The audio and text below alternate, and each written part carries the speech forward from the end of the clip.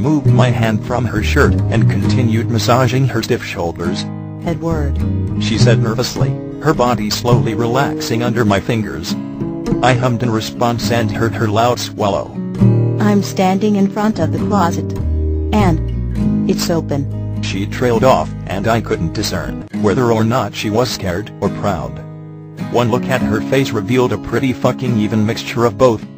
Feeling as though she could go farther, accomplish more, I kneaded her muscles until she was as relaxed as I thought was possible under the circumstances. Her lip was between her teeth and her hands were still rubbing against her thighs anxiously, but I could see her eyes. They were wandering over the space with a hint of curiosity, landing upon the box that lay on the floor, and the mini shelf that was crammed in the back.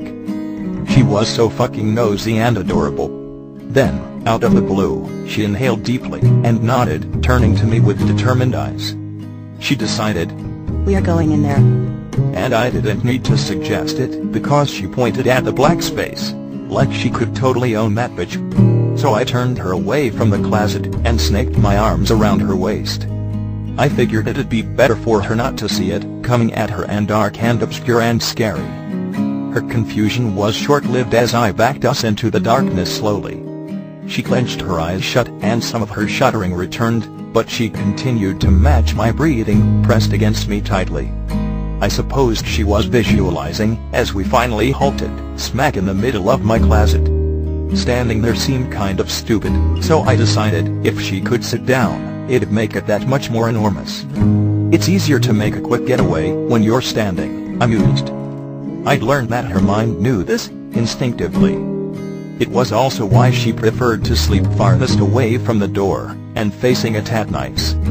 She probably never even realized it until I pointed it out one afternoon. She was in a constant defensive state without even knowing it. With a shaky breath, I slowly lowered her to the floor, and into my lap, spreading my legs out before me and easing her between them. Carefully, she sat, and began rocking a little, hunched forward, and squeezing her eyes shut. Worried that she was headed downhill, I put my arms around her and encouraged in a chant, "You're doing so fucking good, Bella. So good."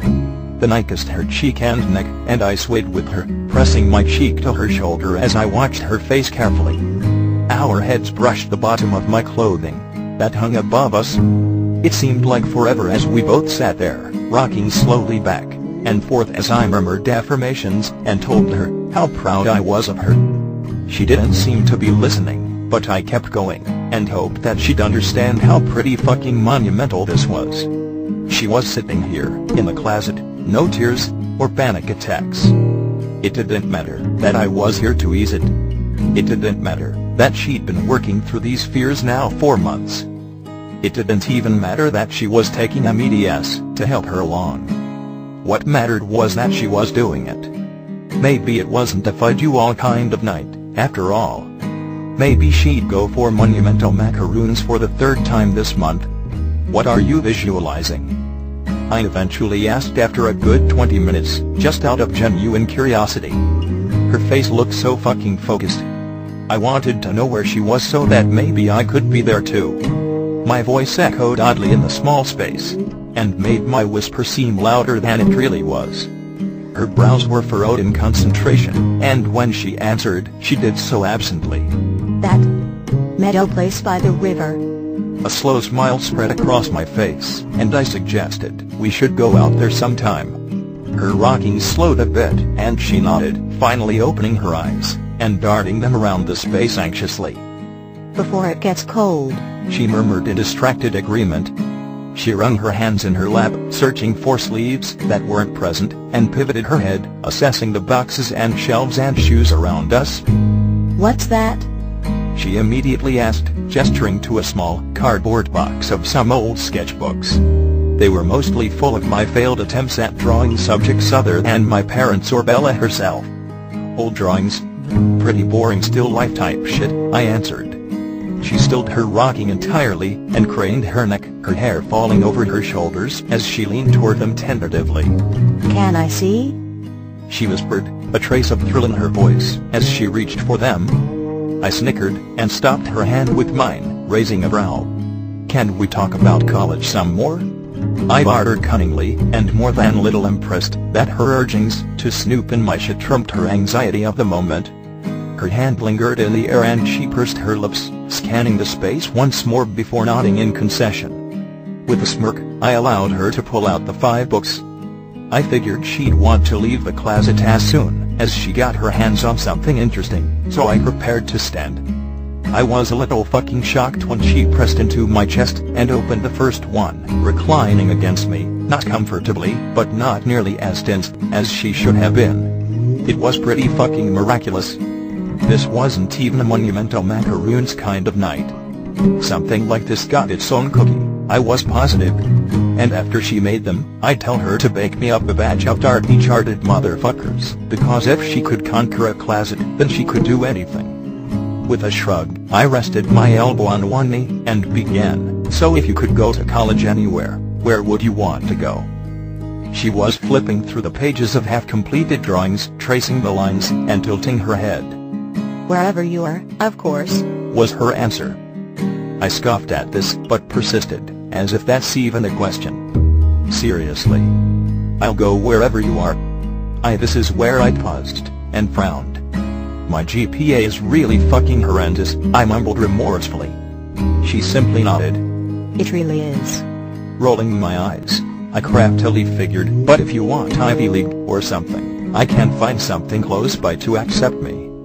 Bella snorted, and finally tore her eyes away from a really shitty drawing of the Stevens Chow to meet my gaze. "You act like my GPA isn't only just barely better than yours." Sighing, she returned her eyes to the book, and declared, "I'd like to stay close to Esme and Carlisle, and Carmen."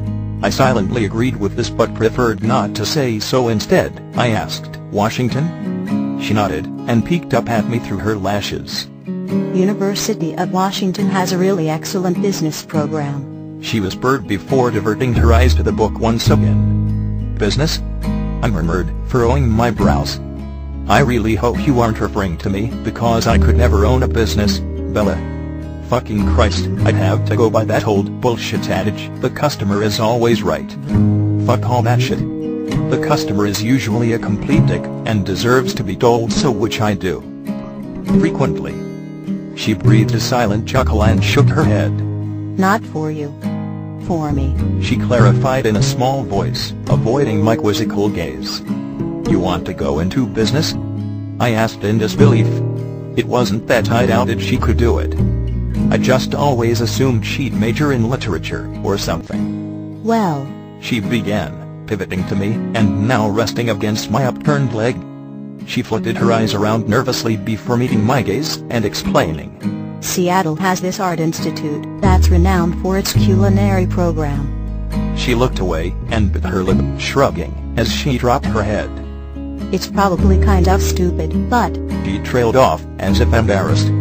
I hedged, "But you can apply business to cooking, and what? Open a restaurant?" She glanced at me and replied, "I haven't gotten that far, but there are all kinds of things I could do with it. Delis and bakeries and gourmet shops." She had this little flash of excitement in her eyes, upon mentioning the variety of possibilities. I was in awe that she could even feel something like that, given the fact she was sitting in the middle of a dark closet.